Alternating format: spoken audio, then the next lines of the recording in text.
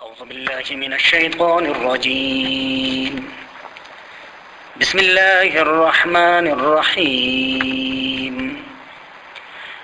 ولئن أذقنا الإنسان منا رحمة ثم نزعناها منه إنه ليئوس كفور 12ویں پارے سورہ ہود کے یہ دوسرا رکوع ہے اور یہ رکوع آیت نمبر 9 سے لے کر آیت نمبر 25 تک کے آیاتوں پر مشتمل ہے۔ اس رکوع میں اللہ تبارک و تعالی نے عام انسانوں کا غیر مستقل مزاج ہونا، جلدی پسند ہونا اور موجودہ حالات میں ڈوب کر ماضی اور مستقبل کو بھلا دینا بیان فرمایا ہے۔ چنانچہ اللہ تبارک و تعالی کا ارشاد ہے وَلَئِنْ أَذَقْنَا الْإِنسَانَ مِنَّا رَحْمَةً، اور اگر ہم چکائے آدمیوں کو اپنے طرف سے خوشحالی، ثم نزعناها منہ، پھر وہ ہم ان سے چھین لیں، انہ لیئوس کفور، بے شک وہ نا امید اور ناشکر ہو جاتا ہے۔ ولئن اذقناہ نعماء، اور اگر ہم ان کو چکائے آرام بعد ضراء مستہ، اس تکلیف کے بعد جو اس کو پہنچی تھی، لَيَقُولَنَّ ذَهَبَ السَّيِّئَاتُ عَنِّي، تو وہ بھول اٹھیں گے کہ دور ہوئی تمام تر تکلیفیں اور برائیاں مجھ پر سے، اِنَّهُ لَفَرِحٌ فَخُورٌ، بے شک وہ اترانے والا شیخ خورہ ہے۔ تو بجائے اس کے کہ اللہ تبارک و تعالیٰ کا شکر ادا کریں ان پریشانیوں اور پیشمانیوں کے دور ہونے پر، وہ اللہ تبارک و تعالیٰ کو بھلا دیتے ہیں۔ إِلَّا الَّذِينَ، سوائے ان لوگوں کے صبروا، جنہوں نے جو صابر ہے، وعملوا الصالحات، اور جو نیک عمل کرتے ہیں، اولئک لہم مغفرۃ واجر کبیر، یہی لوگ ہیں کہ ان کے لیے بخشش اور بہت بڑا اجر ہے۔ فلعلک تارک بعض ما یوحی الیک، سو کہیں تو چھوڑ بیٹھ جائے گا کچھ اس میں سے جو ہم نے وحی کی تیرے طرف، وضائق بہ صدرک، اور اس سے تیرا دل تنگ ہوتا ہے، ان یقولوا، یہ کہ وہ لوگ کہتے ہیں، لولا انزل علیہ کنز، کیوں نہیں اترا ان پر کوئی خزانہ، او جاء معہ ملک، یا کیوں نہیں آئی ان کے پاس فرشتے یا اس کے ساتھ فرشتے، انما انت نذیر، بے شک آپ تو ڈرانے والا ہے، واللہ علی کل شیء وکیل، اور اللہ تبارک و تعالی ہر چیز کا ذمہ دار ہے۔ حضور نبی کریم صلی اللہ علیہ وسلم سے لوگ اس طرح کے عجیب اور غریب قسم کے سوالات کرتے کہ بھئی جب آپ اللہ کے آخری رسول ہیں، خاتم الانبیاء والمرسلین ہے، تو پھر آپ کے ساتھ تو فرشتوں کا فوج ہونا چاہیے،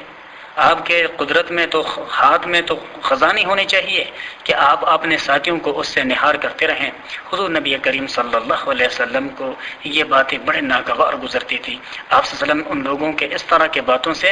بڑے پریشان اور تنگ دل ہوتے تھے۔ تو اللہ تبارک و تعالیٰ فرماتے ہیں کہ کیا آپ ان لوگوں کے اس طرح کے باتوں سے تنگ دل ہو کر کیا ہمارے باتوں کی تبلیغ کرنے کو ترک کر دیں گے؟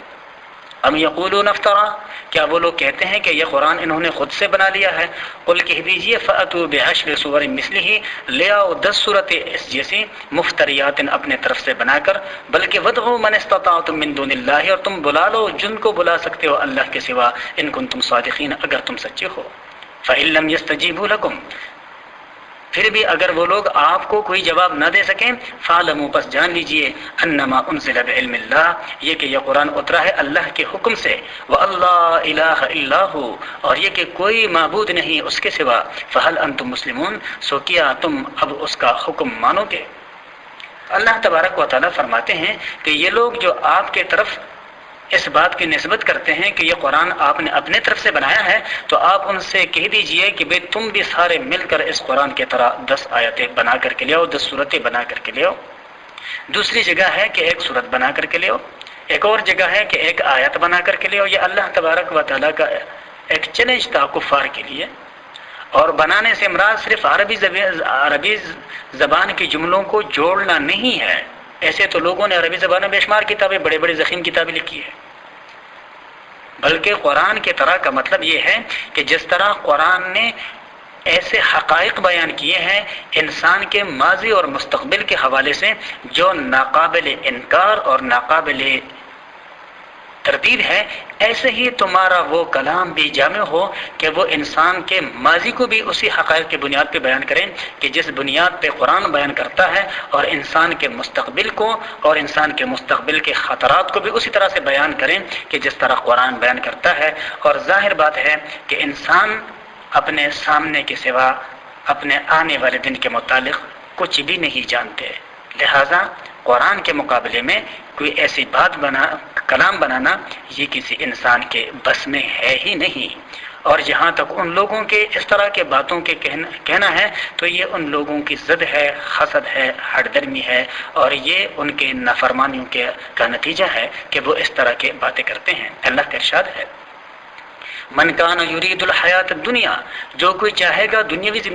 زندگی، وزینتہا، اور یہاں کی زینت، نوفی الیہم، ہم پورا دیں گے ان کو، اعمالہم، ان کا اعمال یعنی ان کے اعمال کا بدلہ، فیہا، اس دنیا میں، وہم فیہا لا یبخسون، اور ان کو اس میں کچھ نقصان نہیں ہے۔ اولئک الذین لیس لہم فی الآخرۃ الا النار، یہی ہے وہ لوگ کہ ان کے لیے آخرت میں کچھ بھی نہیں ہے سوائے آگ کے۔ وحبط ما صنعوا فیہا، اور برباد ہوا جو کچھ کیا تھا انہوں نے یہاں، وباطل ما کانوا یعملون، اور باطل ہے وہ جو کچھ انہوں نے عمل کیا تھا۔ یہ وہ آیات ہے جس میں اللہ تبارک و تعالی اس بات کی وضاحت فرماتا ہے کہ جو لوگ جو اللہ پر اور اللہ کے آخری رسول پر ایمان نہیں رکھتے، وہ بظاہر جو اچھے کام کرتے ہیں، دنیاوی زندگی کے حد تک تو ان کو اچھا کہا جا سکتا ہے، لیکن ان لوگوں کو مسلمانوں سے اچھا ان کو نہیں کہا جا سکتا۔ مسلمان وہ انمول اللہ کے مخلوق میں انسان ہے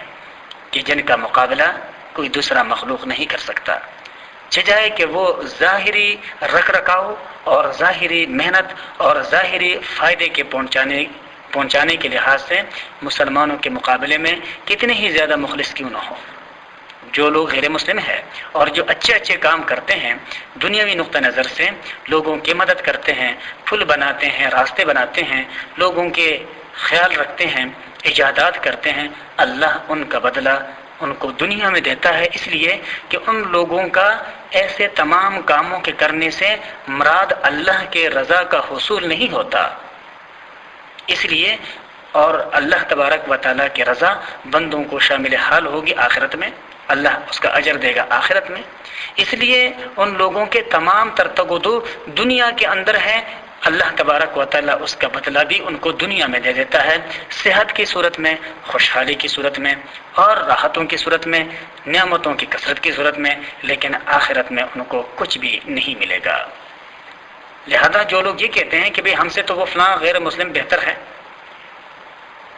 ظاہری اعمال کے لحاظ سے تو بہتر ہوں گے، لیکن اللہ کے نظر میں ہرگز بہتر نہیں ہے۔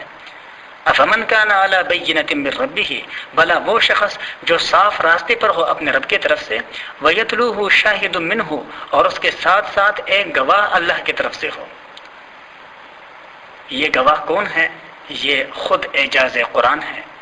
ومن قبلہ کتاب موسیٰ اماما، اور اس سے پہلے گواہ تھی موسیٰ علیہ السلام کی کتاب راستہ بتلانے والی، ورحمتاً، اور لوگوں کو کے لیے باعث رحمت، اولئک یؤمنون بہ، یہی لوگ ہیں جو اس پر ایمان رکھتے ہیں۔ ومن یکفر بہ من الاحزاب، اور جو کوئی منکر ہوا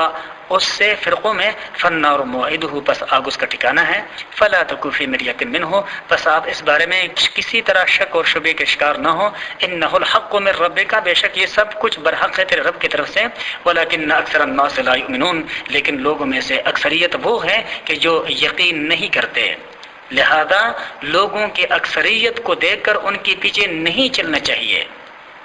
اللہ تبارک و تعالیٰ کی نظر میں اکثریت کی بنیاد پہ فیصلے نہیں ہوں گے، بلکہ حق اور سچ کے بنیاد پہ فیصلے ہوں گے۔ ومن اظلم ممن افترى علی اللہ کذبا، اور اس سے بڑا ظالم کون ہے جو باندھ دے اللہ تبارک و تعالیٰ کے اوپر جھوٹ، یعنی اللہ نے ایک بات نہیں کہی اور وہ کہتا ہے کہ بھئی یہ اللہ کا فرمان ہے۔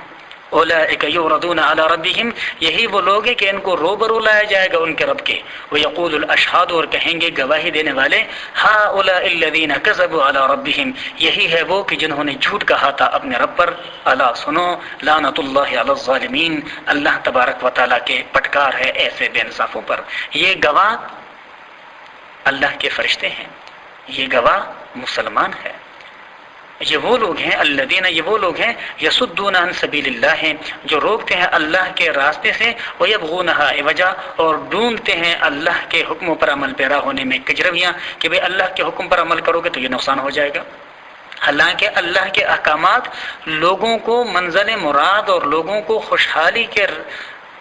انجام تک پہنچانے کے لیے ہے، لوگوں کو راحت اور خوشحالی دینے کے لیے ہے، نہ کہ لوگوں کو ناکامیوں سے ہمکنار کرنے کے لیے۔ لہذا جو لوگ پروپیگنڈا کرتے ہیں کہ اللہ کے احکامات پر عمل پیرا ہونے سے ہمارا معاشی نظام ٹھپ ہو جائے گا، ہمارا معاشرہ خراب ہو جائے گا، تو یہ ان لوگوں کی خام خیالی ہے اور عقل کی کمی ہے۔ وَهُمْ بِالْآخِرَةِ هُمْ کافرون، اور ایسے کہنے اور کرنے والے وہ ہے جو اپنے آخرت کے منکر ہے۔ اولئک، یہی لوگ ہیں، لم یکونوا معجزین فی الارض، کہ وہ لوگ نہیں تکا سکنے والے اللہ کو زمین میں، وما کان لهم من دون اللہ من اولیاء، اور خود ان کے لیے بھی اللہ کے سوا کوئی حمایتی نہیں۔ ان کو تمام تر خوشحالیاں دینے والے ذات اللہ تبارک و تعالیٰ کی ہے۔ یضاعف لهم العذاب، وہ دگنا دے گا ایسوں کو عذاب، اور یہ دگنا عذاب اس لیے کہ ایک تو یہ خود اللہ کے نافرمان رہے، اللہ کے احکامات سے دور رہے، اور دوسرا اس وجہ سے کہ انہوں نے اللہ کے بندوں کو بھی اللہ کے حکموں پر عمل پیرا ہونے سے روکا، اللہ کے حکموں کے خلاف جھوٹے پروپیگنڈے کر کے۔ ما كانوا يستطيعون السمع، یہ ایسے لوگ ہیں کہ جو سننے کی طاقت نہیں رکھتے، وما كانوا يبصرون، اور نہ یہ دیکھنے کی طاقت رکھتے تھے۔ اولئک الذین خسروا انفسهم، یہی وہ لوگ ہیں کہ جنہوں نے خود کو کھو دیا۔ وضل عنہم ما كانوا یفترون، اور گم ہو گیا ان سے جو کچھ انہوں نے جھوٹ باندھ رکھا تھا کہ شاید ہم جس طرح دنیا میں اپنے من کی زندگی اور چاہت کی زندگی گزار کر آخرت میں بھی ہماری چاہت اور ہمارے من کی زندگی ہمیں نصیب ہوگی۔ اللہ تبارک و تعالیٰ فرماتے ہیں یہ ان کی خام خیالی ہے، لا جرم، اس میں کوئی شک نہیں، انہم فی الآخرۃ، یہ کہ یہ لوگ آخرت میں ہم الاخسرون ہوں گے سب سے زیادہ نقصان اٹھانے والے۔ ان الذین آمنوا، بے شک وہ لوگ جو ایمان لائے، وعملوا الصالحات، اور جنہوں نے صالح اعمال کیے، واخبتوا الی ربہم، اور جو اپنے رب کے سامنے جھکے، جنہوں نے اپنے رب کے سامنے عاجزی کی، اولئک اصحاب الجنت، یہی وہ لوگ ہیں جو جنت کے رہنے والے ہیں، ہم فیہا خالدون، اور یہ اس میں سدا رہیں گے۔ مثل الفریقین کالاعمی والاصم، مثال ان دونوں فریقوں کے، یعنی ایک فریق مسلمان اور دوسرا فریق کافر، ان دو فریقوں کی مثال ایسی ہے، کالاعمی والاصم، اس طرح ایک تو اندھا اور بہرا ہے، اور دوسرا فریق والبصیر والسمیع، دوسرا دیکھنے والا اور سننے والا ہے۔ اللہ فرماتے ہیں هل یستویان مثلا، کیا یہ دونوں حال میں برابر ہو سکتے ہیں؟ یقیناً نہیں۔ افلا تذکرون، کیا تم ان باتوں سے کچھ نصیحت حاصل نہیں کرتے ہو؟ وآخر الدعوانا ان الحمد للہ رب العالمین۔